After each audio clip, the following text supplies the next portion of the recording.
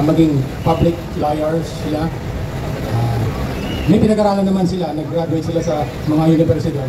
Pero bakit hindi mahalaga sa kanila yung pagtatapat sa taong bayan, lalo na live sila sa Malacanang Press Corps, tapos alam nila puro sinungaling yung pinagsasasabi nila. Marami pa akong ibang mga tanong actually hindi ko na-prepare yung speech ko, biglaan lang.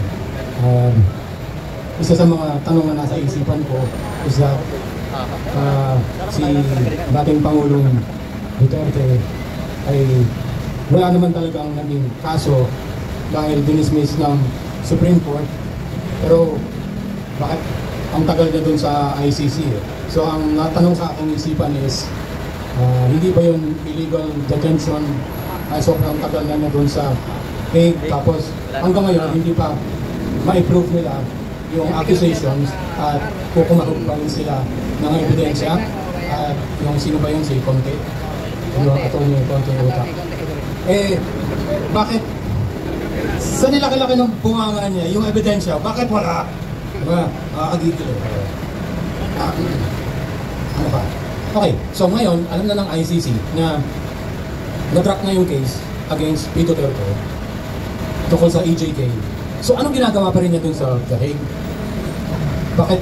Di ba parang common sense lang na wala naman palang kaso, ipauwi na lang natin si Tatay Diggs. Pero ang tanong, sa atin meron tayong common sense, bakit yung ICC wala? Di ba ang gagaling nila?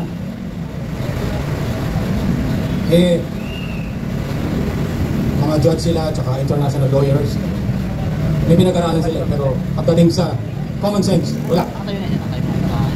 Ano ba? Yung nag-kidnap kay Tatay Diggs, alam naman natin at namonitor din natin doon sa mga findings ng mga attorneys at saka mga ibang vloggers na wala naman talaga na ipakitang tawag dito, warrant of arrest, o maski yung Interpol, sinasabi ng bangag nating Pangulo na anong Interpol pinagsasabi, may nakita ba tayo? May piniresenta bang red notice doon sa Senate hearing? May pinakita bang warrant of arrest para kay Tatay Digong noong nag-Senate hearing si Senator Amy Marcos? Wala tayong nakita So, nasa yung common sense doon? Hindi ba? Napaka-illegal yung ginawa nila. So dapat, isa pang tanong, hindi kaya dapat bilisan din umaksyon ng Supreme Court tungkol doon sa bagay na ito, dahil the more na nadidelay, justice delayed, justice denied. Pero sana wag naman. Kasi co-equal branch of government yung Supreme Court. Pero bakit pagdating sa issue na ito, masyadong mabagal or masyadong tahimik at parang hindi sila nanununguna sa paninindigan maski na co-equal branch of government sila. Bakit ka na pinapatagal? Kasi ang feeling ko lang, kasi hindi rin ako attorney, so ang feeling ko lang, pagka nag-utos ang Supreme Court na pabalikin na kaagad si dating Pangulong Duterte dahil na-dismiss na yung kaso, di dapat ginawa na nila para hindi na mapatagal yung pag-iirap ni dating Pangulong Duterte sa ICC. Well, tanong lang naman sa isip ko yun pero hindi ko rin sure legally okay ba yan or I don't know ano pa kaya. Well, medyo nervous na ako ngayon, may stage fright, so hindi ko na maalala yung ibang mga tanong sa aking isipan. Pero ang love ko, mas marami pa yun bigla ko na nakalimutan. Maraming salamat po sa inyong pagtanong. Palakpakan natin si Brother Jacos, representing ang ordinaryong mamamayang Pilipino. Thank you At be back on and be like that guy. Groovy na groovy. Yes. Papakinggan natin ang isa pang advocate for environment. At para sa kanya, kung bakit gusto ni Bongbong manatili sa poder, dahil nais niyang i-control ang malalaking minahan sila ni Martin Romualdez. Minahan ng pagnanakaw sa pondo at minahan ng ginto. Ito ang tinitira nila Martin Romualdez. Alam niyo ba kung sino ang pinakamalaking bumibili ng mga ginto, nickel at tumprador ng lahat ng minimina sa Pilipinas? Si Martin ang Maluslos. Barko-barko ng mga nickel ang kanilang ibinibenta sa China. Tapos kung makapostura, wow, anti-China. Pero barko-barko, ang isang barko, ng middle grade nickel ni Martin Romualdez, 60 million pesos ang tubo. Isang barko pa lang, 60 million pesos.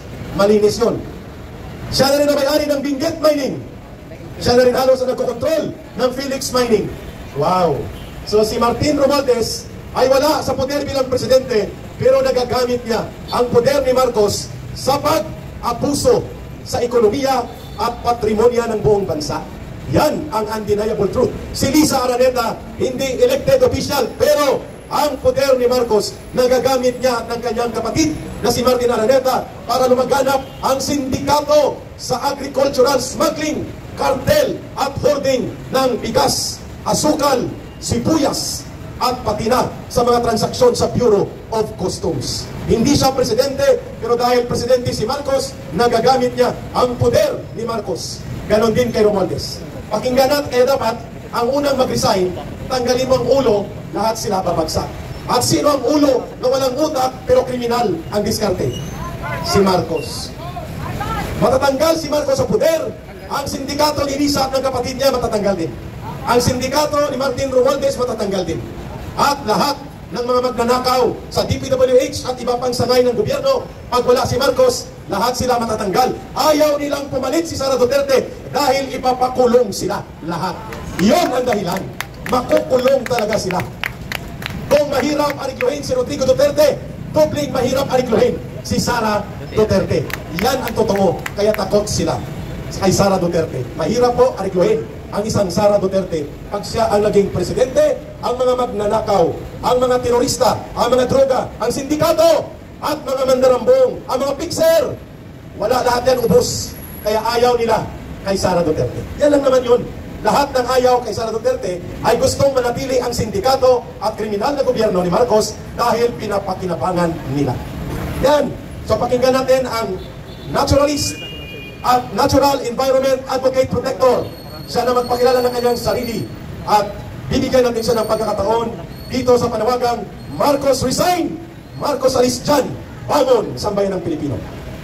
Thank you kay Brother Patrick Ong for giving his time for sign language translation. As always, ever present po. Thank you, brother.